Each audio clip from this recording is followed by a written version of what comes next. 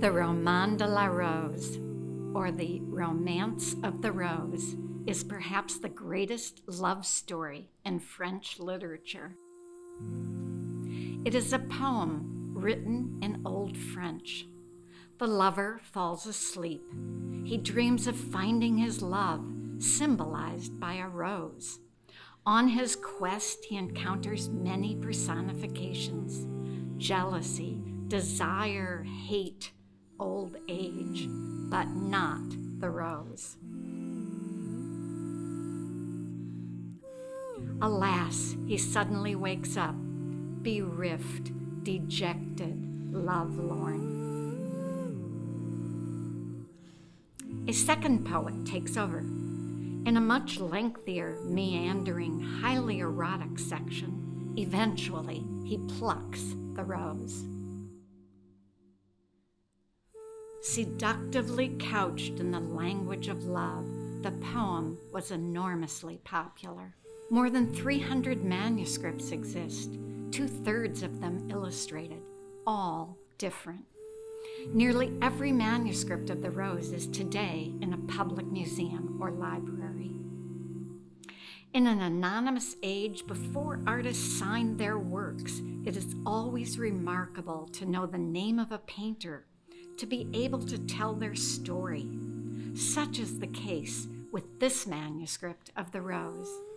It was illuminated by Jean Semont. He lived in Tournai in today's Belgium. Known from documents, Jean Semont worked for nearby churches and monasteries, and he also painted secular works like this one for the townspeople. Tournai cannot have been a big town around 1400, but it was the bastion of Flemish painting. In the era just preceding Jan van Eyck, Roger van der Weyden and Robert Campin were its leading artists. They must have rubbed shoulders with Jean Semont. A miniature of the Trinity and of God in Majesty illustrate the openings of 2 accompanying works by the second poet. All are by Jean Semont. As extraordinary as the pictures is the suite of page after page of lush, burnished gold initials and ivy leaves. These sometimes blanket the parchment page in gold, seductively leading the viewer on. A feast for the eyes, also for the ears, in the crisp turning of the parchment leaves.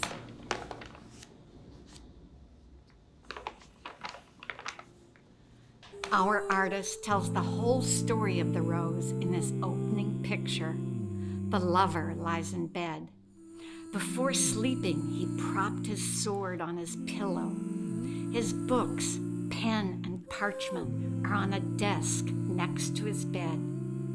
He must have been nearsighted because we see his discarded spectacles. His dream takes visual form in the 2 chapelets exchanged by lovers hanging above him. An allusion to the unattained rose is the enclosed garden and tall building with balcony on the right.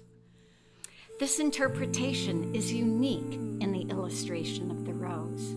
So too is the enchanting border. A monkey tosses food in a bowl, while a brewer offers him drink. A nun with a dragon's body holds a rosary. There's a squirrel with nuts burrowing, a mermaid with a mirror and comb, a rabbit holding a sword. Pure entertainment? Or is the contrast of bodily pleasure and spiritual prayer intentional? The theme would fit the rose. The Roman de la Rose is iconic. The appearance of any manuscript of it is noteworthy. This one, once the treasure of one of the most famous bibliophiles of our time, his manuscript 1, takes its place in the artistic context of the advent of Flemish realism. This is but one step in its continuing journey.